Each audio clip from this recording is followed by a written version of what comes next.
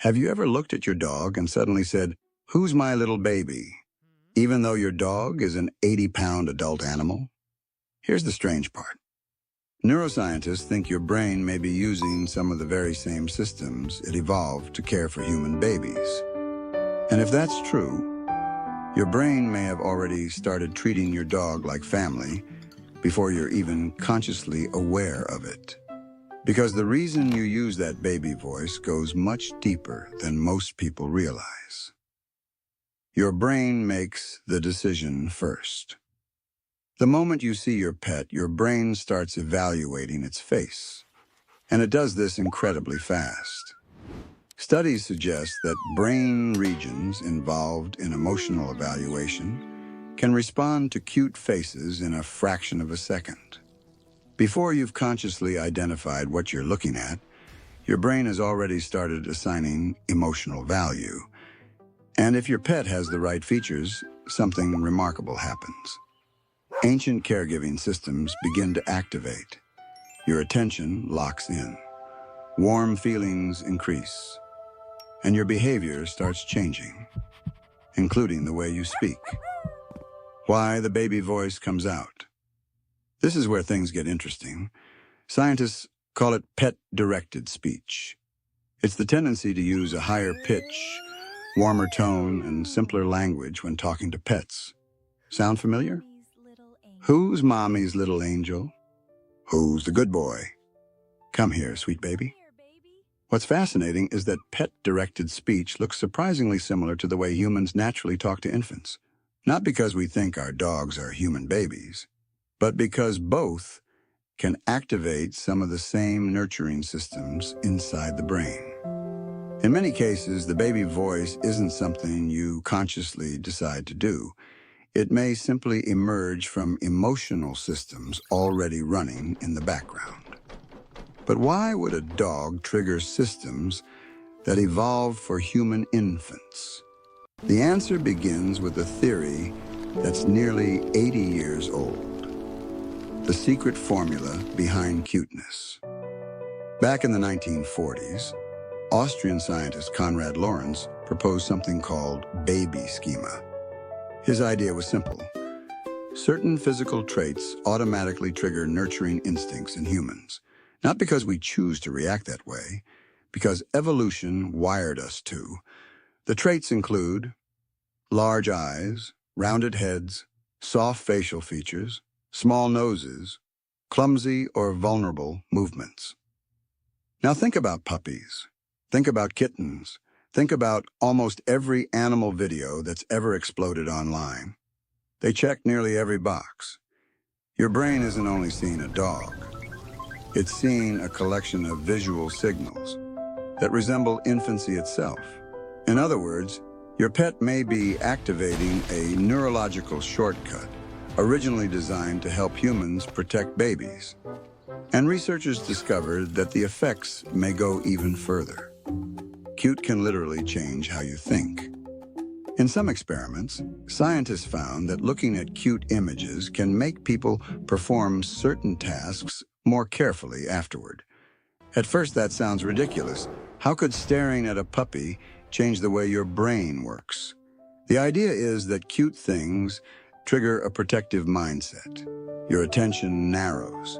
Your focus sharpens. Your brain becomes more careful with the world around it. For a few moments, your mind shifts into a mode designed for protecting something vulnerable. And if a simple photograph can do that, imagine what happens when the cute thing is sleeping on your couch every day. But this next part may be even stranger. When cute things make you want to squeeze them. Have you ever seen a puppy so adorable that you wanted to squeeze it? Not hurt it, just aggressively cuddle it. Scientists actually have a name for this: cute aggression. Despite how it sounds, it isn't aggression at all. Researchers believe it may be the brain's way of regulating overwhelming positive emotion. People say things like, "You're so cute, I could explode," and then "I just want to squish those cheeks." When affection becomes extremely intense, the brain may briefly activate an opposing response to keep emotions balanced. almost like it's trying to stop itself from overflowing with happiness. And that reveals something important. Your pet isn't just triggering affection, it's activating powerful emotional systems. And those systems connect directly to one of the brain's favorite things: reward.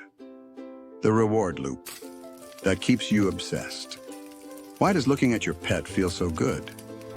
Part of the answer lies in the brain's reward circuitry. Interactions with beloved pets can activate regions associated with pleasure and reward, helping release chemicals like dopamine.